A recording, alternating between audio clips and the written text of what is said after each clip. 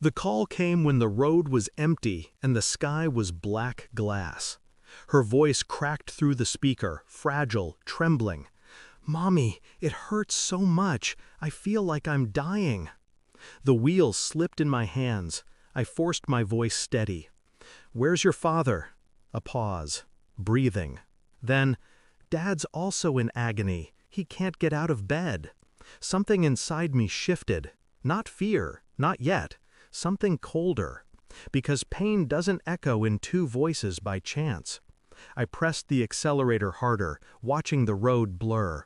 My heart pounded, not with panic, but calculation. I knew then, this wasn't random. This was designed. When I arrived, the house smelled wrong. Bitter, metallic, like betrayal made tangible. My daughter was curled near the stairs, clutching her stomach, skin pale and wet with sweat. Her small body trembled. My husband lay in the bedroom, gasping, lips bluish, the same poison twisting through him. Two bodies broken under the same roof, waiting for me to witness. I called the ambulance, my voice measured, almost detached. 2 lives to save, a family portrait in shatters. Yet under the commands, under the rushing feet of paramedics, my mind kept circling one truth. This house had been turning against me long before tonight. Late-night whispers on his phone, receipts hidden under car mats, the faint perfume that clung to his collar, not mine. Now both he and my child lay poisoned, and for the first time, I saw the threads connect. Not random, not fate, a secret leaking poison into us all. I didn't scream, didn't collapse. While the doctors worked, I sat in the sterile hospital corridor, spine straight, hands folded. On the surface, a worried wife, a terrified mother. Inside, quiet fire. His phone was in my bag. I scrolled. Slowly. Precisely. Messages. Deleted and recovered. The name of a woman saved under Mark, electrician. Her words soft, indulgent. His replies desperate. She suspects. Not yet. Soon.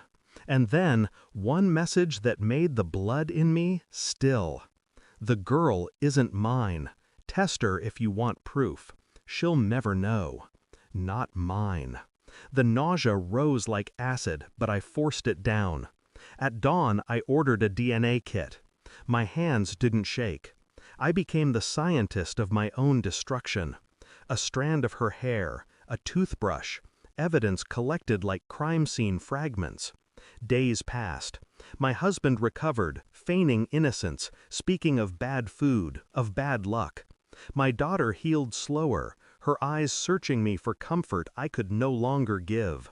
I played the role, smiled, soothed, kissed his forehead, while inside I counted down the hours until the truth came home in an envelope. It arrived on a Tuesday, a plain white package, harmless, forgettable, until I slid it open and saw the numbers. 0% probability. Not his child. My hands closed around the paper, folding it until the edges cut my skin. The sting kept me from drowning. That evening, I set the report on the dinner table, beside his plate. No words, just paper between us. He read. His face collapsed. First denial, then fury, then fear. His fork clattered onto the plate. "You went behind my back?" he stammered. I looked at him, my voice even, cold. "No, I walked through the front door of truth. You just never opened it." The silence stretched, suffocating. He begged, he twisted, he spoke of mistakes, of weakness. He even tried to shift the blame to me, as if my suspicion created his betrayal. I didn't argue. I didn't need to. I stood, walked to the door, and opened it. Outside, her car waited, the same one I had seen parked down the street too many nights. She stepped in, pale, uncertain, caught. I didn't say a word. I only handed her the folded report, watched her hands tremble as she opened it. The two of them stared at each other, trapped in the cage they built together. And I, finally free, turned away. That night I slept alone, not because I was abandoned, because I chose solitude over lies. I listened to the silence of the house and felt something settle inside me.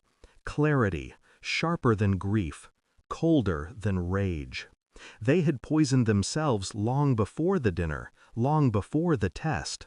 My role was never to save them, only to witness, to know, and knowledge is its own revenge. I kissed my daughter's forehead, whispering nothing, because truth doesn't need words. By morning, I was already gone.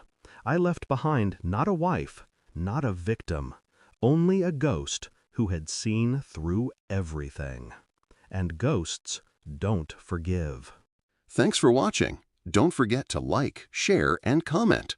Subscribe now to Cheating Stories Insight World for more amazing stories.